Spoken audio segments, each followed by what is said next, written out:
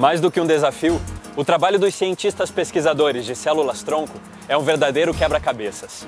A descoberta da célula ideal para o músculo do coração ou para reparar o cérebro desperta a ansiedade em pacientes do mundo inteiro. Um mundo sem fronteiras, visionário e revolucionário, que se propõe a vencer o desafio do século. Desenvolver a medicina regenerativa utilizando o próprio corpo humano como fonte de cura. Nós temos dois tipos de células-tronco.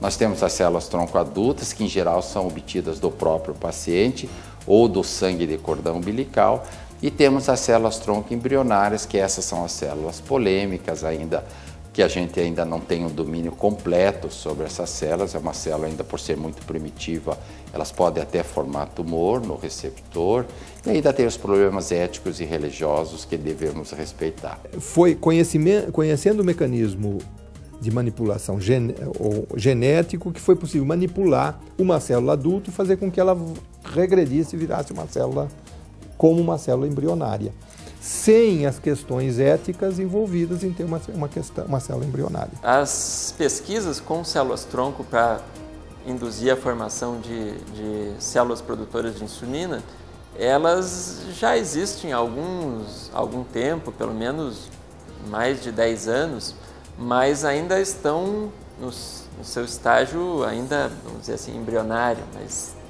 falta muita coisa para elas terem aplicação clínica. Não existem resultados suficientes para que entrem em aplicação clínica. Aqui, no Hospital Pequeno Príncipe, pesquisas realizadas com células-tronco em ratos alimentam a esperança de um incontável número de pacientes que veem na regeneração celular a solução para males antes tidos como irreversíveis.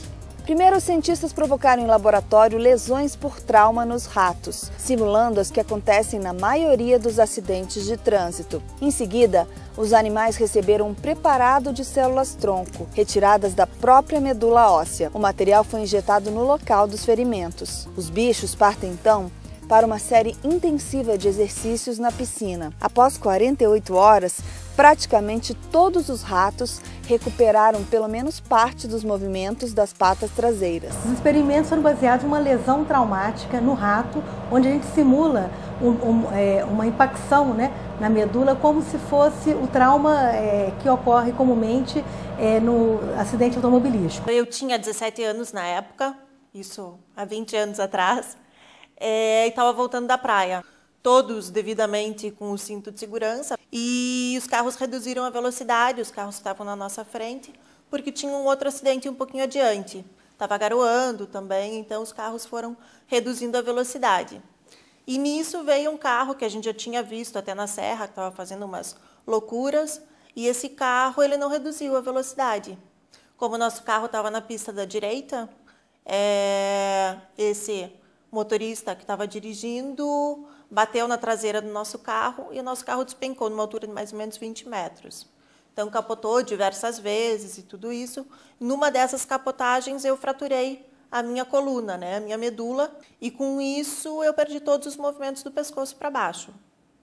Então, fiquei bastante tempo no hospital para me recuperar.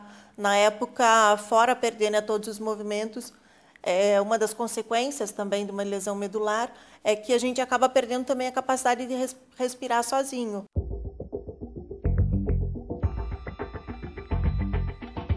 A gente separa os grupos, né?